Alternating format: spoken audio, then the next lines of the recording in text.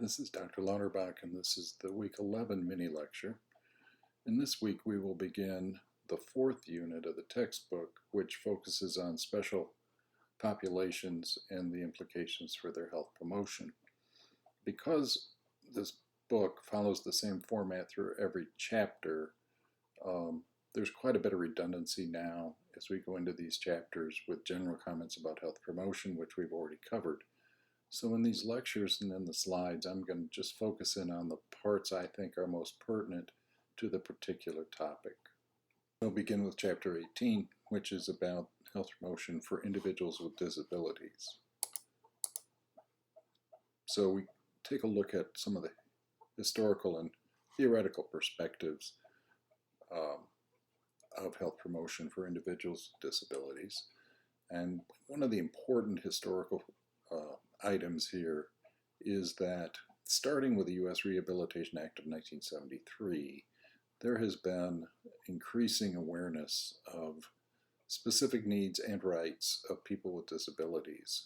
So the U.S. Rehabilitation Act of 1973 set out some definitions about who is considered to have a disability and made it illegal for any federal agency to discriminate based on a perceived disability. That was followed in 1990 with the Americans with Disability Act, or ADA, which attended to a lot of building and structural components that in public buildings that would, with certain designs, cause problems with access or quality of life for people with disabilities, and really elevated a lot of the way we, throughout our society, make sure that we are not creating barriers or permitting barriers to exist for things that people with disabilities have the same rights as people without disabilities have to enjoy. One of the key topics, I think, for you to take away from this chapter is this concept of universal design and how it relates to health education and health promotion.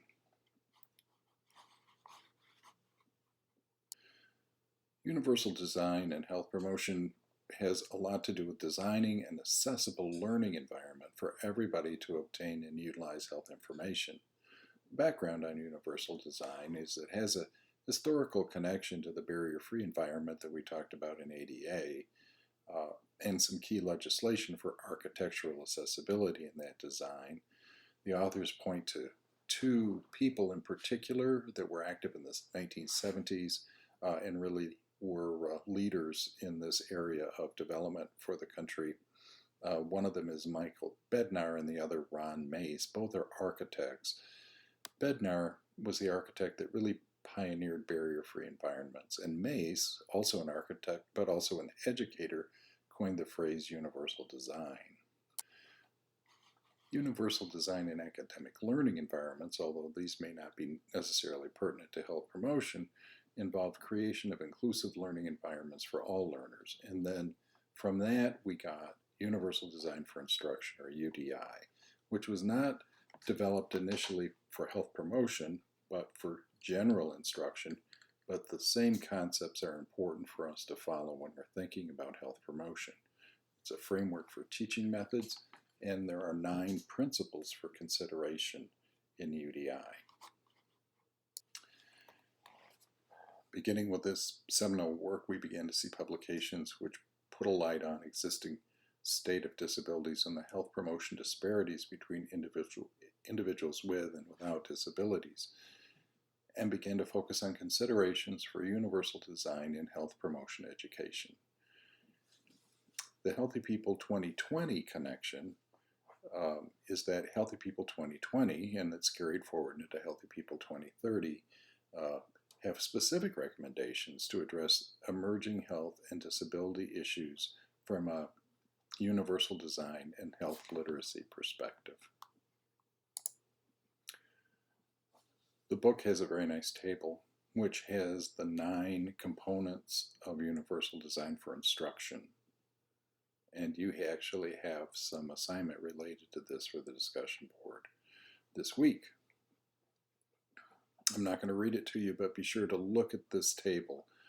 This is some of the most important information, I think, for us in thinking about providing health promotional activities for people with disabilities. Many of them are educational in nature, and this design for instruction is something that we should be very aware of while we're doing that design and then implementation of our activities. Key points for the chapter are listed here. Health promotion strategies enhance the environment, resources, and personal insights of an individual through efforts applied at the individual, community, and societal levels. That's just kind of a general framework. The ADA allowed society to reimagine people with disabilities as having an entryway to health through self-reliance, regardless of their level of independence needed to achieve it. Health promotion for people with disabilities is about doing what everyone can with her or his body as it is and not changing that body in order to be healthy. Incorporating universal design and health literacy concepts, which combined form UDI, into health promotion educational interventions provides a means for creating accessible health information and services to facilitate health decisions. The use of universal design supports the Healthy People 2020 goal of promoting the inclusion, choice, health equity, quality of life, and health outcomes among individuals with disabilities across the lifespan. And finally, creating a society where person-centered care works with UD may decrease disability-related costs and provide the best outreach possible. I would say best outcome possible. Now we'll move on to Chapter 19, which addresses the special needs of people experiencing homelessness when it comes to health promotion. There's a complicated relationship between homelessness and health. Homelessness can arise from severe illness through things as kind of standard as medical debt bankruptcy can deprive people of their home, but also there is a very disproportionate amount of severe major medical disorders among the homeless, and it is the illness that has impacted these people in such a way that their functionalities declined, their ability to work and have an income has led to them being without a home. We also then know that there's an increased risk for diseases and conditions that arise from the condition of being homeless. So it's really kind of a two-pronged situation where having an illness can lead you to become homeless, and being homeless can lead you to having an illness or a disease state. Unfortunately, we're seeing increasing rates of homelessness in the U.S. for a plethora of reasons. And so for that reason, we need to be more attentive to the health care for the homeless. So what's the definition of homelessness? There are many. It's a complex social problem, as it says here on this slide, affected and influenced by many variables, policies, and cultures. The Hearth Act in 2009 did a lot to help us zero in on what, at least from a governmental perspective, we consider homelessness. And there are 4 major categories here, and I put them on this slide for you. Individuals and families who lack regular or fixed nighttime housing. Individuals and families who are at high risk for losing their nighttime housing. Unaccompanied youth and families with children who defined as homeless elsewhere but do not meet the above 2 definitions. And individuals and families that are attempting to flee violent situations, including but not limited to domestic violence, sexual assault, stalking, or any life-threatening conditions. Some of the issues that we need to consider about health and homelessness which will drive our planning for health promotional activities, include limited access to primary care setting. People who don't have permanent address very often do not have a consistent primary care setting in which to receive care. They often end up in emergency departments for non-emergent care, and their care is highly fragmented. It's not comprehensive. Nobody's watching to see if these people are getting care that's consistent with guidelines for all levels of prevention and also chronic disease management. So it's necessary to tailor programs to meet patient needs, both from a treatment perspective, but also from a health promotional perspective. The impact of being underinsured or uninsured has been somewhat relieved by the passage of the Affordable Care Act. Certainly much improved, but not entirely gone. ACA does target some specific areas in its original writing, and they continue.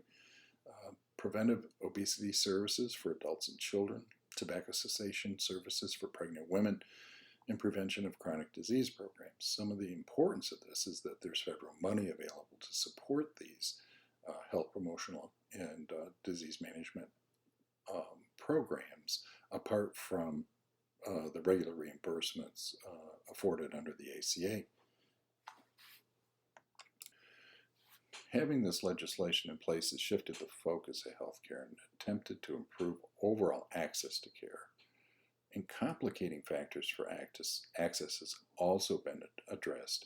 Those include things like transportation, distrust or mistrust of the health systems, and health literacy. A lot of what we do in health promotional activity focuses on lifestyle changes or lifestyle choices. But that takes a very different spin when you're dealing with somebody who's homeless, because many of the things that we normally would make as recommendations or offer guidance and education about are simply outside the grasp of these people, not because they're not motivated, but because the resources are simply not there for people who experience homelessness. So we have to be really aware of the plausibility of lifestyle changes for people who are homeless. Also, the relationship of homelessness to overall health. We know that there's an increased risk for communicable disease, chronic illness, and other preventable conditions, which would include the things here, but think broadly enough about substance abuse, victims of violence and violent crimes. All of these things are at much higher risk among the homeless.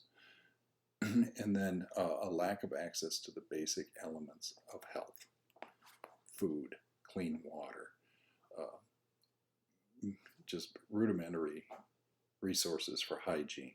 These things we almost take for granted for most people, but for people who experience homelessness, these things are frequently difficult to obtain or just absent altogether. So, drilling in a little more on some of the challenges to health promotion in the homeless, because there's limited access or tools to seek basic health care, we need to think about ways to provide services outside the normal way we do it for people who experience homelessness. For example, vaccinations. Although there are clinics available in our metropolitan area through the health departments that will provide zero or no cost, as you heard from Kay when she did her presentation, you still have to be able to get there. You have to be able to make an appointment and show up when you can.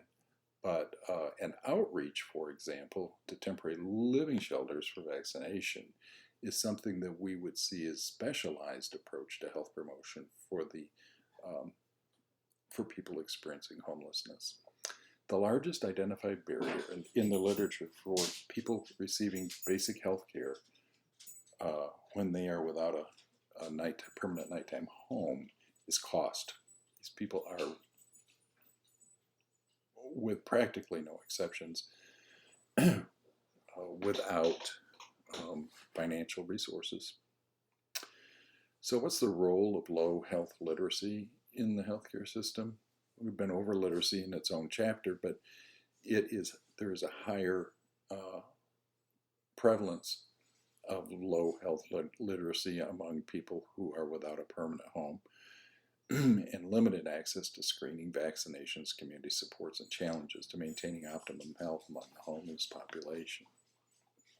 Higher rates of chronic and mental health conditions, overall much worse health status, and people who experience homelessness died 10 to 15 years earlier than the general population.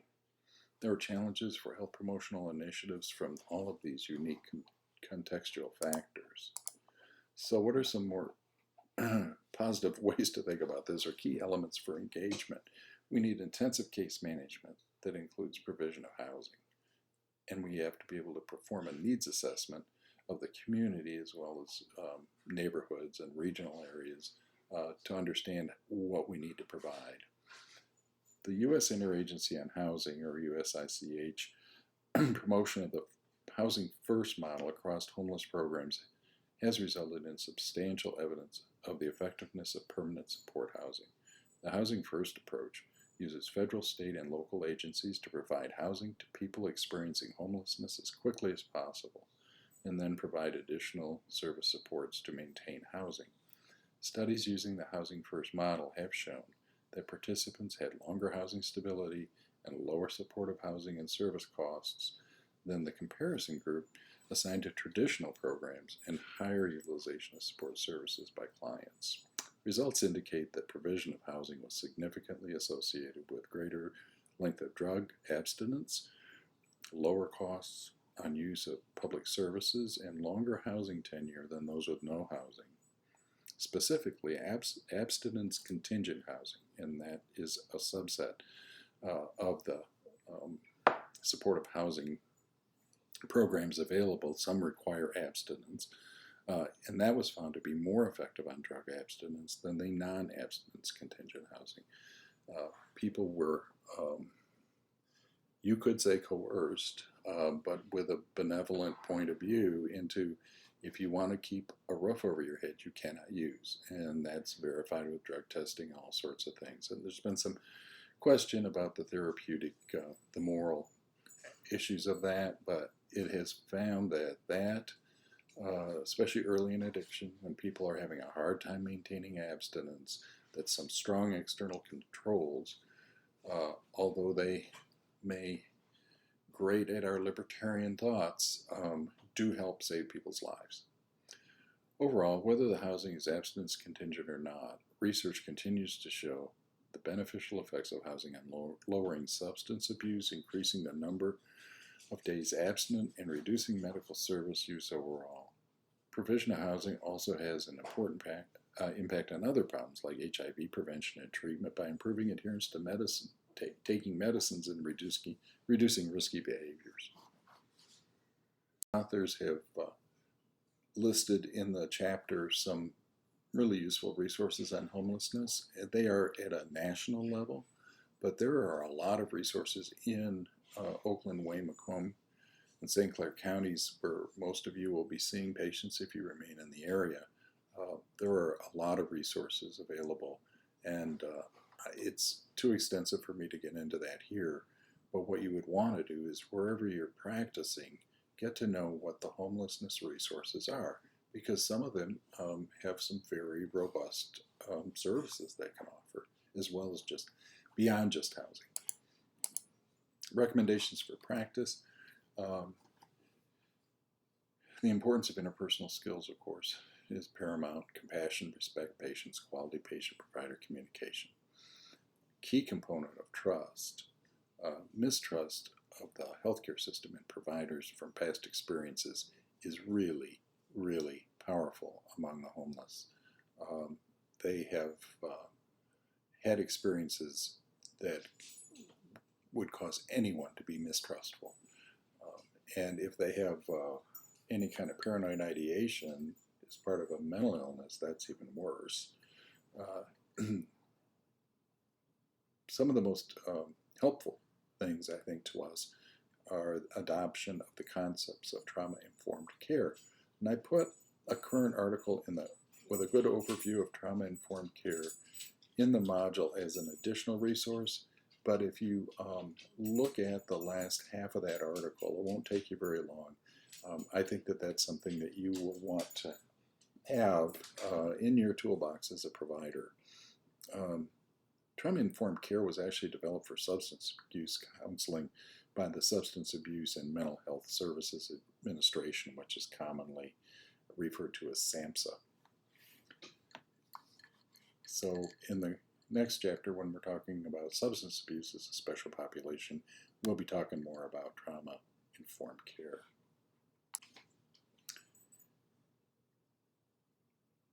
Their recommendation, same as mine, is get to know your resources in the local area, say within a couple zip codes of where you are practicing, so that you're able to reach out to homeless people, those who present to you, or whom you may be doing through community service activities that you may do as a volunteer provider. It's important to understand the network of services for the homeless in order to be able to offer your patients the resources that are available. And it's essential to have collaboration between professionals across areas of the healthcare spectrum, and that's absolutely true.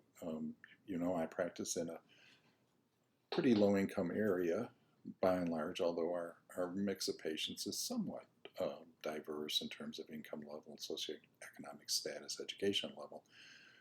We see a fair number of people who are, some are homeless, not so many though, because we're primary care. They don't get to us. They have other services that they may be getting to. But what we do see is this kind of quasi-homelessness where they have a place to sleep off the street. But if you look at how often their residence address changes, it is staggering. And that has a lot of implications at a lot of levels. But in any event, I couldn't practice without the social work. We have embedded social work in the clinic, and it would be much more difficult to be effective with these people without the social work connection. But that doesn't leave out physicians, pharmacists. I mean, I know the pharmacies that will deliver into neighborhoods that some won't, and there's a lot of nuances that you need to be aware of. So key points for Chapter 19 are: homelessness is both a risk for and a result of chronic disease and poor health. Individuals and families who have no nighttime housing are at high risk, typo on the slide, sorry. Oh, or who are at a high risk to lose nighttime housing, or attempting to flee violence and meet the federal definition of homelessness. The ACA expanded Medicaid services, increased eligibility, and shifted health focus from prevention to health promotions. They closed a lot of gaps, but some of those gaps persist. There are barriers to health promotion in people experiencing homelessness, and they are lack of knowledge, limited transportation, lower health literacy, mistrust of the healthcare system, providers who don't know about their needs, and a worry about cost. As it turns out, permanent housing results in better outcomes across the board. Integrated professional team approach working toward mutual patient-centered goals increases the chance for successful outcomes. And that's it for this week.